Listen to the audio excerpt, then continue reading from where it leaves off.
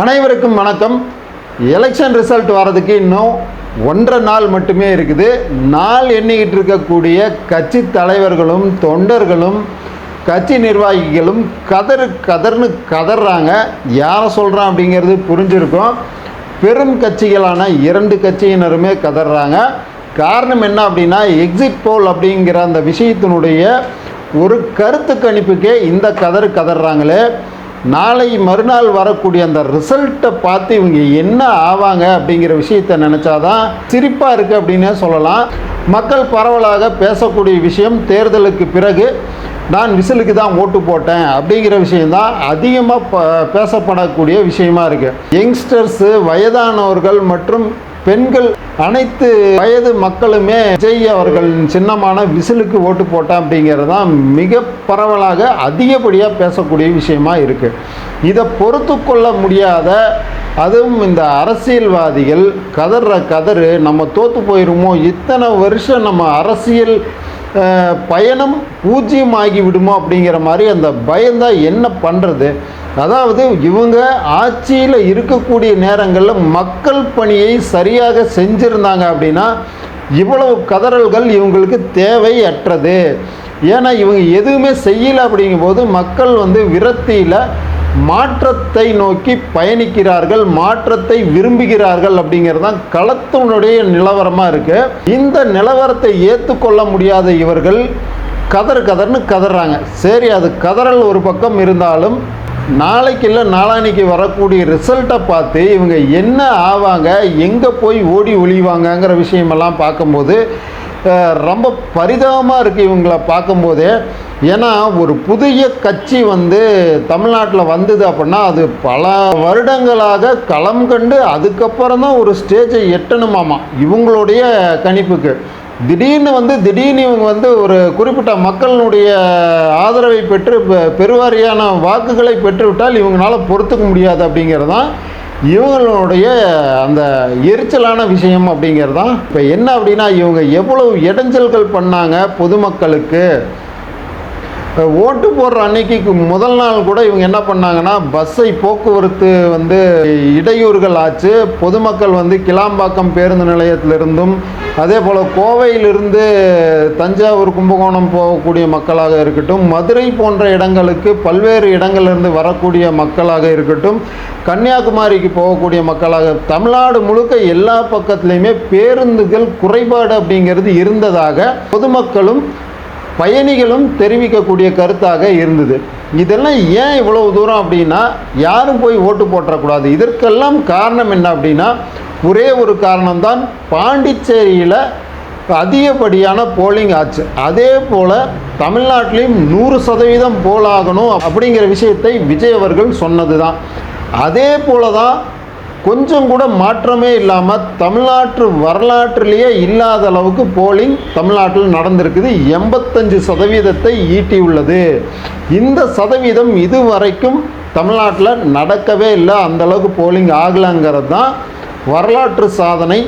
விஜய் அவர்களுக்கு தான் இந்த கிரெடிட் சேரும் அப்படிங்கிறதும் பரவலாக மக்கள் சொல்கிறாங்க. இவ்வளவு ஆதரவுகள் இருக்கும்போது ஏன் அவர் ஜெயிக்கக்கூடாது, ஏன் அவர் மேலே இவ்வளவு ஒரு எரிச்சலும் வன்மத்தையும் கக்குறாங்க அப்படின்னா, அதுக்கெல்லாம் காரணம் இவங்க மீண்டும் எதையும் சுரண்ட முடியாது, தங்கள் வருமானத்தை இழக்க நேரிடும். அதே போல் இவங்க செய்திருக்கக்கூடிய ஊழல்களை அவர் வந்தார் அப்படின்னா நடவடிக்கைகள் எடுத்து விடுவார்களோ அப்படிங்கிற அச்சமா அப்படிங்கிற கேள்வியும் மக்கள் மத்தியில் இருக்குது. சரி, இதெல்லாம் ஒரு பக்கம் இருக்க, இவர்களுடைய இத்தனை ஆண்டு அரசியல் வரலாற்றில் காசு கொடுத்து தான் ஓட்டை பெறுகிறார்கள்.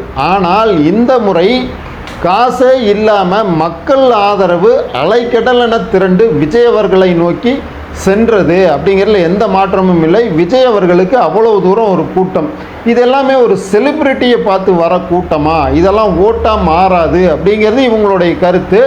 ஆனால் இது ஒரு செலிப்ரிட்டிக்காக வந்த கூட்டம் இல்லை அப்படிங்கிறது அந்த களத்தில் விஜய் அவர்களை பார்வையிட வந்த மக்கள் சொல்லக்கூடிய கருத்தாக இருக்குது. இதை நம்மளுமே களத்தில் ஆய்வு பண்ணி சில காணொளிகளும் வெளியிட்டோம்.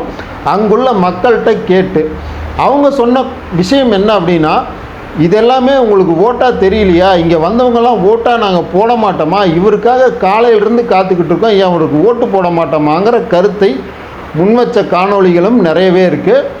இதில் குழந்தைகள் விஜய் அவர்களுக்கு பெருவாரியான ஆதரவை திரட்டியதுங்கிறதுல எந்த மாற்றமும் இல்லை. ஏன்னா அவரேவும் சொல்லியிருக்காரு, என்னுடைய குட்டி செல்லங்கள் அப்படிங்கிற மாதிரிலாம் நிறைய சொல்லியிருந்தார்.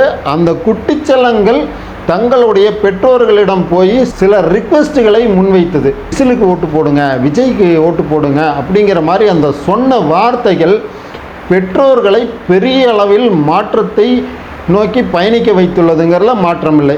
ஏன்னா மக்களும் இந்த ஆட்சியாளர்களை கண்டு எரிச்சல் இருந்தாங்க. இந்த ஆட்சி சரியில்லை, அந்த ஆட்சி சரியில்லைன்னு அந்த விரக்தி எல்லாமே குழந்தைகளுடைய அந்த கோரிக்கையை ஏற்றுக்கொண்டார்கள் அப்படிங்கிறதான் நம்ம பார்க்குறோம். இதெல்லாமே பொறுத்துக்க முடியாமல் தான் கதறாங்க.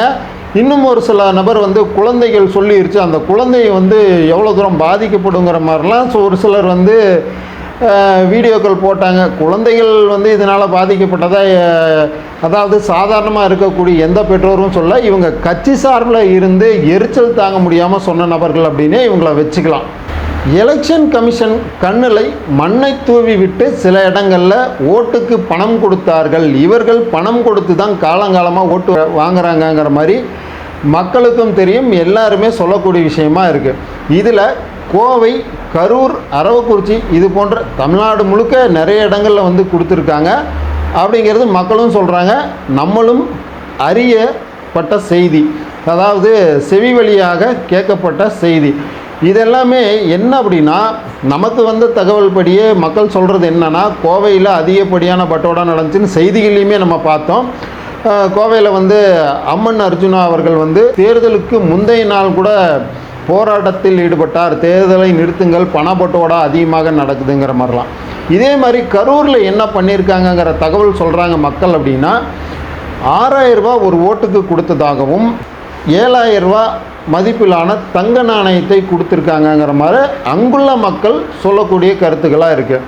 இதில் அதிமுக என்ன சலித்ததா அப்படிங்கிற மாதிரி அவர்களும் ஓட்டுக்கு 2000 ரூபாயும் ஒரு வெள்ளி நாணயத்தையும் கொடுத்தார்களாம். அந்த வெள்ளி நாணயத்தினுடைய மதிப்பு கிட்டத்தட்ட ஒரு 800 ரூபாய் அப்படின்னு சொல்லப்படுது. தேர்தல் கமிஷன் நிறைய இடத்துல பறக்கும் படையை வைத்து நிறைய பணத்தை இல்லீகலாக கொண்டு போன அனைவரிடம் இருந்தும் பறிமுதல் செய்தது அப்படிங்கிறதுல நம்ம பார்க்குறோம். அது அனைத்தும் வரவேற்கத்தக்கது. தேர்தல் ஆணையம் நேர்மையாக நடந்து கொண்டது, அதில் எந்த மாற்றமும் இல்லை. நம்ம அவங்கள பொதுவாக குறையும் சொல்ல முடியாது, அது தவறும் கூட.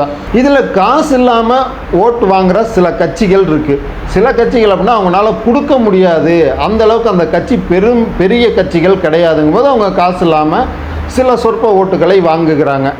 அந்த விதத்தில் பல வருஷமாக கத்தி இது வரைக்கும் பெரிய அளவில் ஓட்டு வாங்காமல் இது வரைக்கும் எந்த தேர்தல்லையுமே ஒரு கவுன்சிலர் போஸ்ட்டை கூட ஜெயிக்காத சில கட்சிகளும் இருக்குது. அவங்க மாற்றி ஒவ்வொரு நேரம் ஒரு மாதிரி பேசுகிறனால அவங்களுக்கான அந்த வாக்குகள் ஏற இறங்க, புதுசாக வரக்கூடியவங்க கொஞ்ச நாள் இருப்பாங்க, அப்புறம் அந்த கட்சிகளில் பயணம் பண்ணிட்டு வெளியே போய் மறுபடியும் அந்த கட்சி பழைய நிலைமைக்கு அவங்களுடைய அந்த ஆதரவும் குறைந்து மறுபடியும் கம்மியான ஓட்டு வாங்குவது அப்படிங்கிறது எல்லாமே நிறைய பார்க்குறோம். இதில் போஸ்டல் ஓட் அதிகப்படியாக விஜய் அவர்களுக்கு விழுந்திருக்குங்கிற மாதிரி தகவல்கள் சொல்கிறாங்க மக்கள். பக்க திமுக, பக்க அதிமுக கட்சி தொண்டர்களும் சிலர் இந்த தடவை விசிலுக்கு தான் ஓட்டு போட்டோம் அப்படின்னு சொல்லக்கூடிய விஷயம்தான் இந்த இடத்துல அதிர்ச்சி அப்படின்னே சொல்லலாம். என்னப்பா அப்படின்னா உண்மை அதுதான். களத்தில் நிலவரமும் மாறி இருக்குது. அதாவது திமுக, அதிமுக 2 கட்சி நபர்களும் அந்த கட்சிக்கு தான் இது வரைக்கும் ஓட்டு போட்டுட்டு இருந்தாங்க. ஆனால் இப்போ விஜய் அவர்களுக்கு ஆதரவு தெரிவிக்கும் விதமாக விசில் சின்னத்திற்கு வாக்களித்திருக்காங்க அப்படிங்கிறது களத்தில் சில மக்கள் சொல்லக்கூடிய கருத்தாக இருக்குது. இதுதான் இந்த பெரிய கட்சிகளுக்கு பெரும் இடியாக தலையில் இறங்கியிருக்கு. அதனால தான் இவங்க பயப்படுறாங்க அப்படிங்கிறத நம்ம பார்க்குறோம். எது எப்படியோ இன்னும் நாளை மறுநாள் எலெக்ஷனுடைய ரிசல்ட் வரப்போகுது. எல்லாருமே எதிர்பார்த்து காத்திருக்கக்கூடிய இந்த நேரத்தில் நம்மளும் எதிர்பார்த்து கொண்டிருக்கிறோம். எவ்வளவு சதவீதங்கள் எந்தெந்த கட்சி ஓட்டை வாங்குது, எந்த கட்சி வெற்றி பெற்று பிரதானமாக ஜெயித்து சிஎம் யார் அப்படிங்கிறதெல்லாம் நம்ம பார்க்க தான் போகிறோம். கதறுன்னு கதற வேலையை நிப்பாட்டிட்டு இன்னும் ஒரு நாள் மட்டுமே இருக்குது. வெயிட் பண்ணி ரிசல்ட்டை பாருங்கள். நீங்கள் என்ன தான் கதறினாலும் எதுவும் பிரயோஜனம் இல்லை. எது நடந்தாலும் மக்கள் யாரை தேர்ந்தெடுக்கிறார்கள் அப்படிங்கிறது மட்டுமே வெற்றி அப்படிங்கிறது தான் நிதர்சனம். இதுக்காக நீங்கள் கத்தி கூச்சல் போட்டு கதறதுனால எந்த பிரயோஜனமும் இல்லை. யார் ஜெயிப்பாங்களோ, யாருக்கு அந்த வாய்ப்பு இருக்கோ அவங்க தான் ஜெயிப்பாங்க. யாருக்கு அந்த முதலமைச்சர் சீட் அப்படிங்கிறத நம்ம பார்த்துருவோம். அடுத்து இன்னொரு சுவாரஸ்யமான கண்டென்ட்டில் நான் உங்களை சந்திக்கிறேன். அது வரைக்கும் நம்ம சேனலை ஸ்டே டியூன்டாக இருங்க. நன்றி, வணக்கம்.